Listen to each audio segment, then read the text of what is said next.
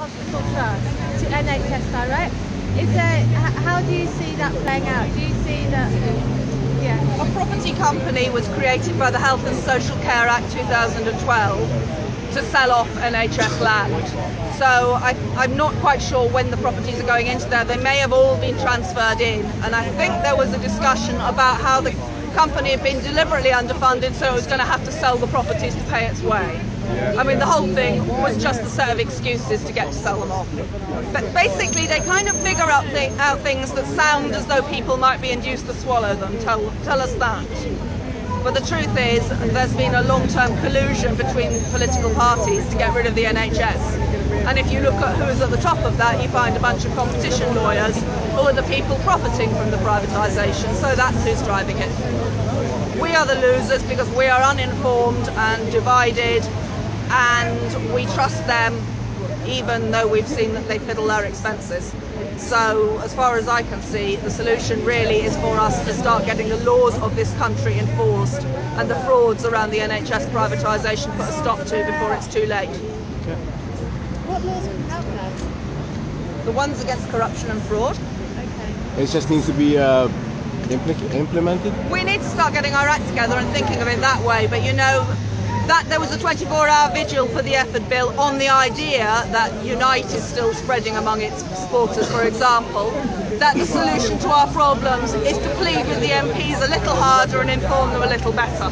Yeah. Unfortunately, we've just been informed that Stop TTIP, the group, are no longer allowed to actually have meetings in the Unite the Union headquarters. Really, that's because the Unite leadership's on the wrong side. Unfortunately. They're also funding the Ban the Bill things.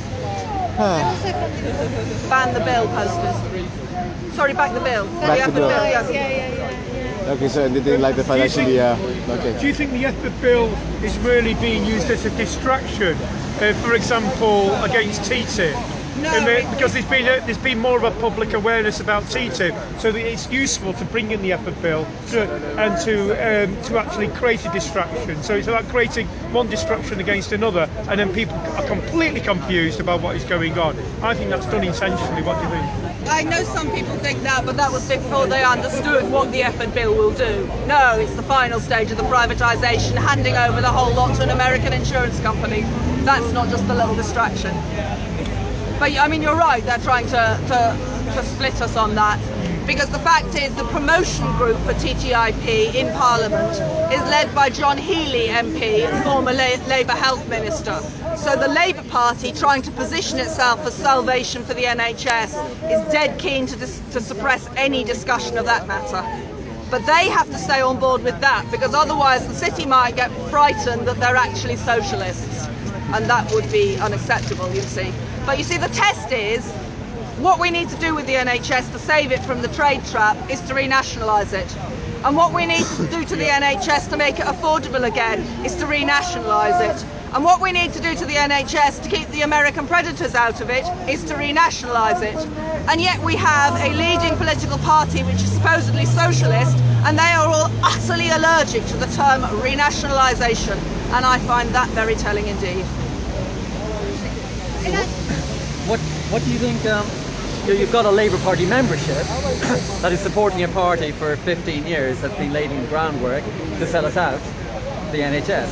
Why do you think the Labour Party membership accepts their leadership trashing the NHS? I have absolutely no idea why anybody could possibly carry on supporting some kind of sentimental or religious faith. God knows. Lack of alternatives. Well, you know, it's because they want to put their fate in other people's hands, maybe. But at least there are some alternatives. Yeah, the Greens seem to be stepping up to the challenge somewhat. NHS? National Health Action Party was created as a protest body.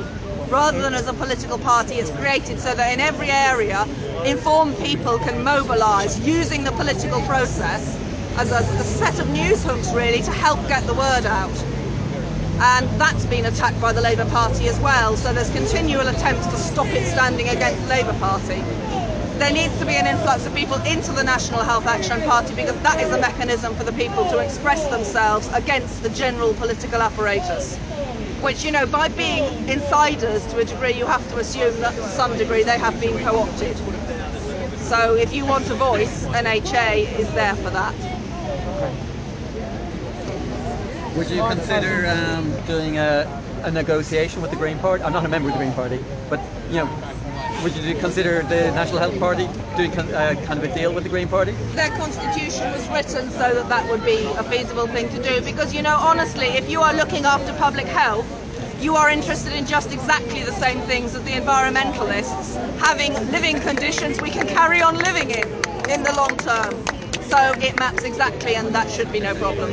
All of us conscientious people have to get together. Exactly. Okay.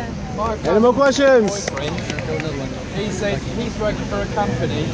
I said, what are you doing then? Oh, we're a database company, and we're targeting the NHS for contracts. So they're taking what would normally be in-house within the NHS and privatising it. And his language was, we're targeting it. They're targeting the database as well as the contract. Yeah, and he had a cold sore, and I gave him some cold sore stuff, and I wish I hadn't bothered. And when I did give it to him, I thought about it later. I should have said, by the way, that's free at point of service. Right, never mind. Can you give me the name of that company? I can find out for you, yeah. Somehow. They'll know I'll cause ruckus in the family, but I'll pass it on to the people who are trying to protect our confidentiality, because they really are very interested in the contents of our medical notes, because that's very useful for the private health industry, health insurance industry. That way they know which of us to accept, so they can carry on fleecing us for years while we don't get ill, and so they can reject anyone who actually might get ill. Okay, Barbary just had the cold sore, actually. I gave a talk earlier about the media, the prostituted media, and I think the reason, one of the things I mentioned and raised is actually one of the reasons why our NHS is being privatised is that we have a media which actually is corrupted by the corporate state, as much as the NHS and the politicians being corrupted. And we're thinking of staging an event in March, a 9-day Occupy Rupert Murdoch. So we want to surround Rupert Murdoch's new tower in London Bridge called the Little Shard. And we were wondering whether we would like to devote a day to the NHS to stop privatisation of that. So we'd have a protest at 5 o'clock one day that week as we surround NHS. Do you think that's something that would be positive? And I think there's no point talking about the Labour Party, the Lib Dem, the Tories, and even the Greens will hopefully get a few seats. But the real question is the public is not being told that they're being shafted. And so we believe there are 5 people not telling them, 5 rich billionaires. So we want to tackle them. Would be that something you could work in cooperation maybe with Occupy Rupert Murdoch? I'd be very happy to come and speak.